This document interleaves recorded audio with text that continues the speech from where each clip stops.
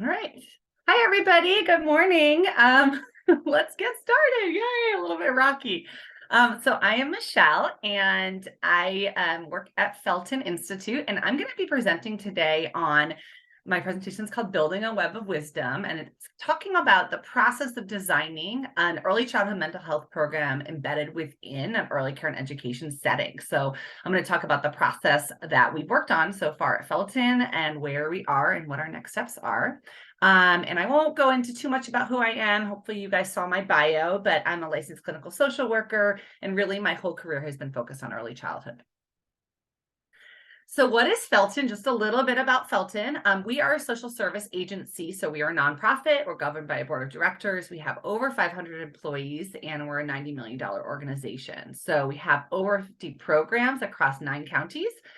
We were founded in 1889, and we have programs for all different kiddos, all different ages and people and populations. It's not just small children, including senior services, early psychosis. We have a huge justice services program. And then we have our early care and education program, which is within our child, youth, and family division. In my role, I oversee our clinical services, which include our services in ECE, early care and education, as well as a mental health program that I'll speak about in a second. But we're focusing on early care and education. So these are our programs. Felton has 4 operating ECE programs, all in San Francisco right now. So you guys might have seen these, been at these places, heard of them, but we have our Family Developmental Center, which is our biggest program. Sojourner Truth and Martin Luther King Center, those are in the Bayview. And those programs are kind of sister programs. So they serve children between 0 and 5. The little ones start off at STC, Sojourner Truth, and then they transition over to MLK. And then we have our newest program, which is Sylmar Learning Center, that is in the Soma neighborhood. And then we also have 3 programs in process. So by 2027, we will have 7 ECE sites across San Francisco, and we should be serving by 2027 450 students. Didn't put this in the slide. All of our programs are subsidized childcare programs, so we receive money from federal and state government. All of our families that we serve, with the exception of some of our kiddos that are in our early intervention work, are all low income and qualify for subsidized childcare.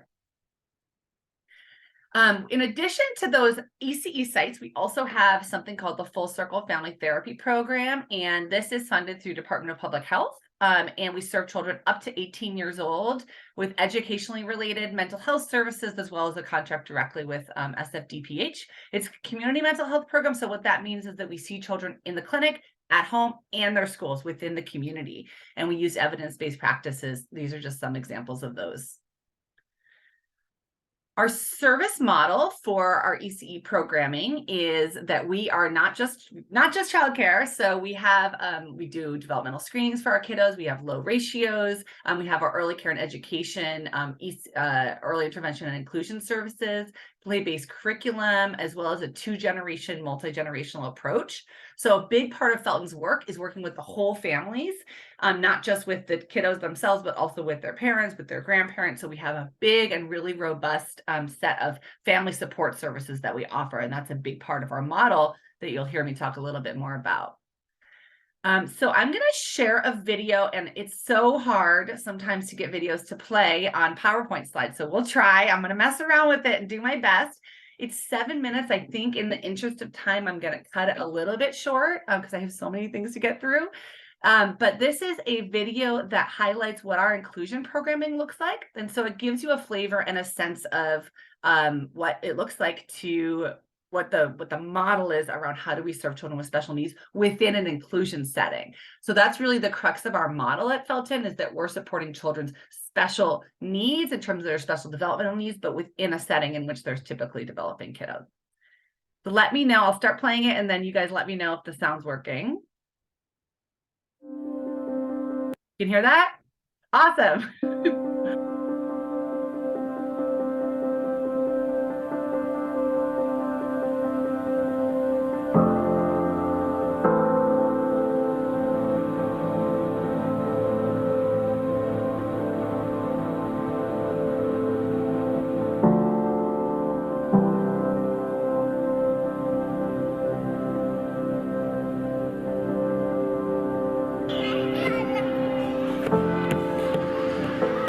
All children benefit from inclusion, right? Children learn that they belong. Children learn that it's okay to be different. Children learn that it's okay, we all have our strengths and our areas that we're continuing to work on, and they learn to have empathy for each other. This is a completely one-of-a-kind program for children with special needs in San Francisco. This program is an inclusion program. All services for children 0 to 3 have to take place in natural environments to be funded by Golden Gate Regional Center, meaning that children are provided with those services not isolated in a clinic, but within a natural environment. Felton started here in the 1980s. During COVID, we also continue to offer services for children with special needs via telehealth. That was a challenge, but it was also an opportunity to really assess, what would that look like, not only during COVID, but then afterward. There's no program like this where it really is a childcare, and then the children with special needs are completely integrated into the childcare, so that if you walked into the center, you would have no way of knowing what child has a special need and what child does not. Would you like a donut at Mr. One of my favorite things about working with children with special medical needs is being able to watch them develop and grow, coming and seeing them every single day really progress towards those goals. Es buena porque tengo bastante comunicación con ellos y me hacen saber de repente pues en las cosas que podemos mejorar para no echar a perder el trabajo que ellos están realizando y poderle dar un seguimiento en la casa y hacer que todo vaya fluyendo de manera eficiente. I think it's really important for children to be able to see the differences within the classroom. They're able to learn from them and learn along with them. And it's really important for them to see that diversity that they're gonna see when they're walking out in the streets, and to have it in the classroom, it just makes it more real to them. This is a subsidized childcare program. They're able to access our free farmers market on site. They're able to access our case management. They're able to get any kind of support that they need for anything that's happening in their lives. In addition to having a child with special needs, we're able to provide their therapeutic services. Having a son who's on the autism spectrum, it's extremely important for him to be a part of everything that every other kid gets to do. So it makes me really proud to be able to incorporate him in all the things his peers get to do. And because there's so many inequities in our education system across the United States, I really think that early identification is key, and inclusion settings provide a unique opportunity to really get ahead and support these children. When you have children within an environment where they see, oh, that's my classmate over there, and he has a wheelchair, and he has this different way of getting around, then we build human beings that are inclusive from day one. I've been with this one little girl for a year.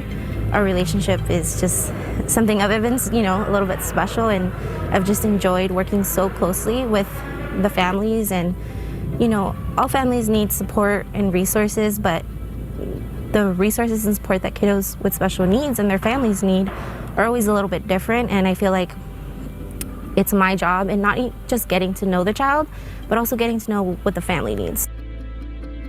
Yerusa llegó aquí siendo una niña que aún a sus 2 años todavía no caminaba.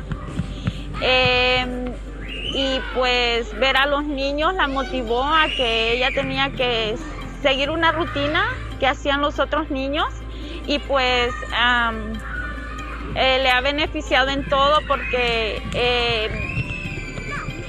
ella ha logrado prácticamente todas las metas que le han puesto sus maestros. Hasta el día de hoy me siento muy orgullosa de todo el equipo que trabaja aquí, porque cada meta que se proponen con los niños que necesitan ayuda extra, cada meta es lograda. Me siento muy orgullosa por eso. I think it's a wonderful opportunity to be within It's really hard for me to stop that video because I'm like, and then this child, and then this child. But it gives you guys a flavor of what our services look like.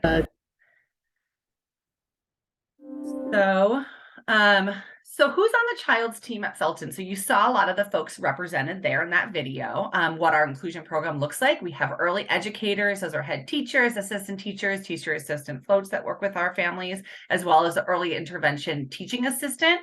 And so that's a specific role where that person is working on a 1-to-1 or a 1-to-2 ratio with our little ones with special needs. And then we have our family support staff, which include case managers, admission specialists, as well as clinical interns that are focusing on providing therapy to our little ones and their families. And then we have our EI team. We have our early interventionists, or EI, or early intervention teaching assistants, our preschool interventionists that work with our 3 to 5-year-olds. We have social emotional learning specialist, a nurse, speech and language pathologist, as well as a child and family therapist. So that's that inclusion team that really supports the kiddo with the special needs, whatever those look like, whether they're in the mental health field or more developmental. And then we also have outside consultants, case managers. We have an early childhood mental health consultant at each of our sites, physical therapists and occupational therapists, itinerant special education teachers, and outside SLPs and vision and hearing specialists are folks that come into our program to work with our children. And then most importantly, the family. And I just was at a training where he talked about how each kiddo has, their parents are really the specialists and the experts on a one child, right? And I think that's a great way to think about the family, is that they are the #1 experts for that one child who's in the room. So the question for Felton is, how do we respond to the needs for increased early childhood mental health services for our families? So everything I just highlighted, that's what the inclusion work looks like, and how we've supported children with special needs for the past 30 years at our site in the Mission, as well as our other sites. But it doesn't answer this essential question, which I'm going to talk about next. So there's a mental health crisis for children and families, both nationally in the Bay Area. I think all of us in this call know that already. In terms of post-COVID, this post-COVID world that we talk about in quotes, because of course COVID is still with us, we have experienced a dramatic increase in terms of mental health services in San Francisco. So this is a link to a survey, and I know this is going to be provided to you guys as a recording and then also the slides, so feel free to take a look at this link right here. This survey found that 65% of families in San Francisco felt that COVID-19 had negatively impacted their children's mental health. Young children specifically have been impacted by their parental mental health, everything going on in the lives of their families, as well as 3 years of mask wearing and higher parental stress and adult stress during the early years of life. So what we know is that there is a mental health crisis going on in this country. And so what we've been focusing on for the past 3 years now is, what does Felton do to respond to that mental health crisis? Because even though our early intervention services are well embedded, and even though we've got really a strong inclusion model, that piece right there is something that we really haven't figured out yet how to respond to. And so that's the kind of the work that I'll talk about next. Felton has a really well-defined behavioral health infrastructure. So what that means is that at the beginning of this presentation, when I talked about who Felton is as a nonprofit, in our ECE, in our Child, Youth, and Family division, we're supporting schools. But throughout Felton, those other programs are all behavioral health programs, meaning that a lot of what we do in those other programs is bill Medi-Cal for therapy, for case management services for families. And so there's a quality management department. We have our own auditors. We have an infrastructure already created to do behavioral health. And what behavioral health means is that basically that means therapy and case management and those sorts of things for families. So the original idea was, okay, great. We've got a well-defined behavioral health infrastructure. Why don't we just start a therapy program for young children, right? Why don't we just start seeing children for therapy 0 to 5? And so the answer to that is because early childhood mental health is different than the mental health of children 5 and up. So what is early childhood mental health? I found this cartoon online because I think it really shows what people sort of immediately think. So it's, a psychologist or a therapist with a baby saying, maybe you should set specific goals. I'm not sure it's realistic to get into everything. So when people think about infant mental health, that's the first time you've heard this term, this is what you're thinking about. You're like, that's ridiculous, right? We don't put a baby on a couch and try to psychoanalyze them. That's not how it works. And that is not what infant mental health is. So here's some quotes. not going to dive too deep into the field of infant mental health in this short presentation, but this is one of my favorite quotes about what this means. And it's from Donald Winnicott, who's one of the fathers of psychoanalysis. A mother gazes at the baby in her arms, and the baby gazes at his mother's face and finds himself therein, provided that the mother is really looking at the unique, small, helpless being and not projecting her own expectations, fears, and plans for the child. In that case, the child would not find himself in his mother's face, but rather his mother's own projection. The child would remain without a mirror and for the rest of his life would be seeking this mirror in vain. What that's talking about is this attachment relationship that happens early on. And so at the core of infant mental health / early childhood mental health. So when people say infant mental health, they really mean early childhood. They're not just talking about 0 to 12 months. They are talking about 0 to 5, is that it's about that relationship more than anything else. It's not about a baby sitting on a couch and talking to a therapist. It's about the relationship. So most of the pictures in this are Felton kiddos, but there's a few of my own kids, including this one. This is my baby, Fritz, who's now 6, and my husband. And just a short video, hopefully the sound will work, but he is a few weeks old in this video. If you're not comfortable, let me know.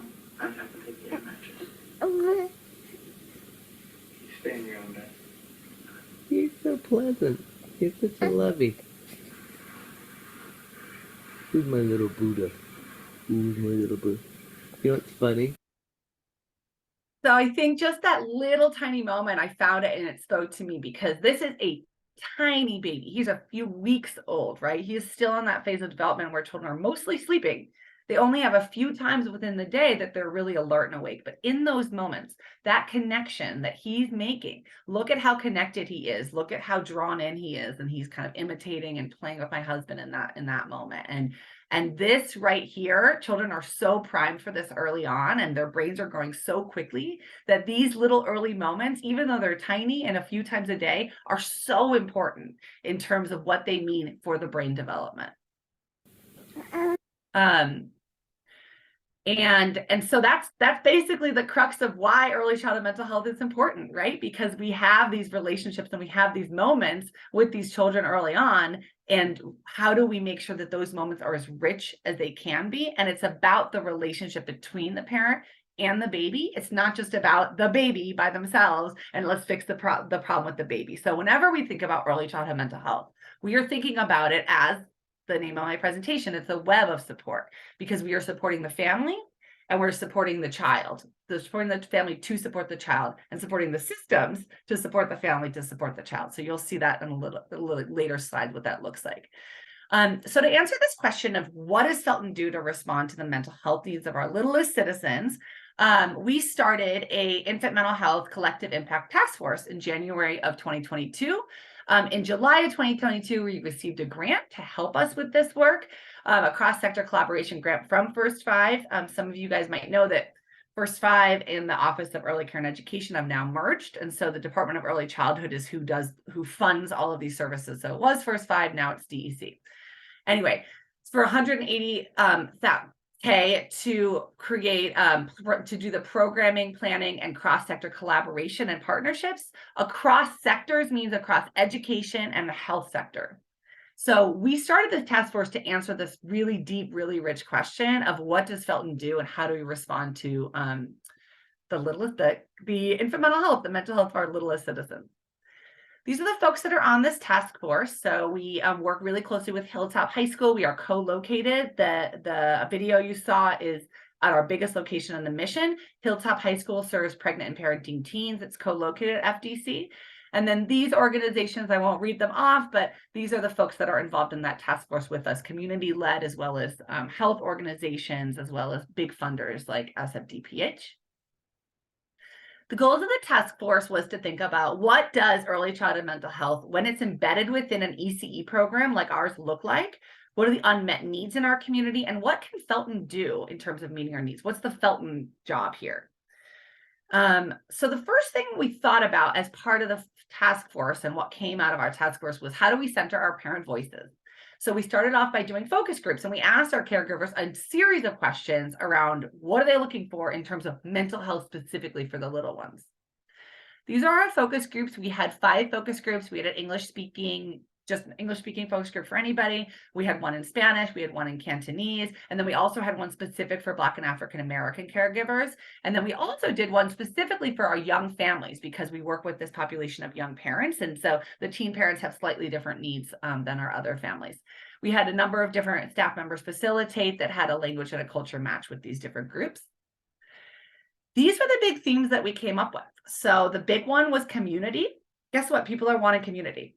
Like people are looking for answers within their community. Like, where do you go when you have a question? Well, I go to my auntie, I go to my grandma, I go to my friend who's a speech therapist. They're looking for hands-on support with their children. They want help that is existing in the classroom, existing within their field, like not just some video, right? Parent networking and sharing was a big thing that came up. Our parents also talked about how the language barriers, as well as the lack of race matched and cultural matched spaces, is a huge barrier to accessing mental health. They also talked about things that are just kind of felt and stuff, right? Like not about this, but what services do you guys offer? Like these some logistical barriers, as well as a lot of developmental concerns with our kiddos. I'll give you a second to just glance at this. These are some quotes that came up for from our families. So my favorite is parenting is a crazy job. We don't want any more instructions. I love that because I think people think, oh, our parents are really struggling. Like, let's give them more things. And it's like, actually, that's not what they were asking for. And really thinking about, a lot of what came up was like, I go to people that I know. And also, I want to find ways to strengthen my own community connections. I'm looking for a way to feel more connected with my own community, is what came out for parents. And I have to say that the interest in therapy was low. So we started off these focus groups thinking, is Felton going to start a behavioral health program? Are we going to really focus on hiring a bunch of clinicians and therapists and doing more of this therapy work? At the end of these focus groups, we're thinking really differently about that because our families were like, yeah, I don't know how much I would access that service. So from these focus groups, this is some of what we felt, would help with these barriers. So the community needs are really thinking about hiring parent fellows. So the parent fellow role already exists in Felton, and that is a parent who is coming to us who's already, received services or came in as a client of Felton, and then they transition to getting paid to provide some of these services to other families. And so as we're thinking about this program, this is one of the big pieces that we're thinking about building out and bolstering, because right now we only have a few parent fellows. Their time is really limited. They're not full-time roles, and most of what they're doing is more administrative work. Also, parents are looking for folks who are on-site, full-time, who they have relationships with, versus, hey, we're going to send you to this UCSF therapist and you have to go over to like Mount Zion or Mission Bay to go see them. They want somebody who's there, who's at school with them. Language barriers is a big piece. We don't have enough Cantonese Mandarin speakers in our setting, so that came up a lot, as well as the need for diverse staff and culturally matched staff. So here's some big changes in terms of the design. So initially, we are thinking that we want to focus on child-parent psychotherapy. I'll talk a little bit more about what that is in a second, but that is a specific therapy modality. Where we came to was maybe we're going to have that as a service, but it's only one component of a larger initiative. At the beginning, we're thinking we'll focus on a bunch of master's levels clinicians. So folks that have a master's degree in social work as an MFT, LPCCs are the other ones, so that they have a master's in something to be able to provide therapy. And then we really shifted to thinking, yes, again, a part of our program, but we are also focusing on lived experience. So a quote from our CEO, Al Gilbert, as he was talking about this on the justice side, is he was talking about, as we're growing out our justice program at Felton, we are thinking about the experience of incarceration as a master's degree. So somebody comes into our program to work with the other folks that are coming out of incarceration, right? They have this lived experience, and we need to treat it that way in terms of our hiring, that their lived experiences also counts as something that you would bring somebody in for. And in this case, we're thinking about focusing on lived experience of these parents and these caregivers, as again, maybe they don't have a master's degree in therapy, maybe they don't have a bachelor's, maybe they're working on that, but they have this lived experience. So the focus in terms of the hiring in this program is more on that and more on lived experience, with the master's degree piece and the master's level clinician being one element. So we're thinking families will receive support collaterally as children open as therapy cases. That's more of the behavioral health model. Now we're thinking that we're really going to focus on these parent groups as a big part of this component. And then in terms of the funding, rather than it being a behavioral health funded program that bills Medi-Cal, we're using a variety of different funding. So in other words, to summarize it, there is a mental health crisis in this country, but when people say that, they often go, there's a mental health crisis in this country and we need more therapists. True. And as a therapist, I will say that therapy is one answer, and it doesn't necessarily mean that it's the only answer or even the best answer for a family or for a little one that's struggling with social, emotional, mental health needs. In other words, bolstering the social, emotional, and mental health needs of our littlest citizens requires different solutions than just therapy. These little citizens exist within the lives of their caregivers and communities entirely, right? They are not separate from their caregivers and communities, and they can't be treated as such. They're not sitting on a couch and being psychoanalyzed. We don't provide therapy to babies. Instead, the social, emotional, and mental health needs of those little ones needs to be addressed in a community-based systems lens. So an integrated web of support of these children's mental health and social emotional needs. Therefore, that early childhood mental health program that we're developing at Felton is within the ECE program that we have right now, not a distinct service. And it's actually a bolstering of existing programs and a weaving and webbing of best practices in early childhood mental health throughout all of our programs. So this is the name that we're playing with. It is not finalized, but we are thinking that it will be called Felton's Early Childhood Mental Health Initiative, FEME. And these are the evidence-based models that we're using in this program. So we have our Kamochi's model, which is, well, I'll talk about it a little bit more in a second. And then we have child-parent psychotherapy, the model, the CSEFL teaching pyramid, which some teachers might be familiar with as a way to embed best practices in social emotional learning and ECE, reflective practice, as well as early childhood mental health consultation. So these little Kamochis, we have been using these at Felton for a few years now, and this is a big part of this model going forward. They teach children about their feelings and emotions using characters. So this is an example of Cloud, and that's one of the characters in Kamochis that helps teach our kiddos about what they're feeling. The teaching pyramid model is a framework for integrating social emotional supports within early care and education settings. So this is something that Felton has done training on in the past, but we are really going to be doing a lot more of this moving forward as part of this model. This is where the multi-tiered intervention framework comes from. If you guys are familiar with that, tier 1, tier 2, tier 3, in terms of severity of kiddos and what their needs are, is embedded into that teaching pyramid framework. And then this is child-parent psychotherapy. It's a therapeutic model out of UCSF. It was developed through UCSF and right now is being held by the Child Trauma Research Project. So UCSF is working with us on this. This is the framework and the model that we use for providing the children that are the highest tier 3 kiddos who've experienced the most trauma. Those children will be offered this service, child-parent psychotherapy. Again, child-parent. So therapeutically, the work at Felton that Felton does not focus only on a child, because best practices in early childhood are for children 0 to 5. We don't take them on a couch and do psychoanalysis with them. We're working with them within the context of the family and within the context of the parent, bolstering that relationship. Reflective practice, again, has been a big part of what Felton's already been doing for the last few years. This is the strategy to support our teachers, parents, and caregivers with reflecting on what they're bringing in before responding, before acting upon any interventions with our little ones. So this is a model for FEME that we're using right now. As you can see, some of you guys might know, like, this might be familiar to you, as it's an ecological framework for the program. So at the middle, we have our little ones, our children.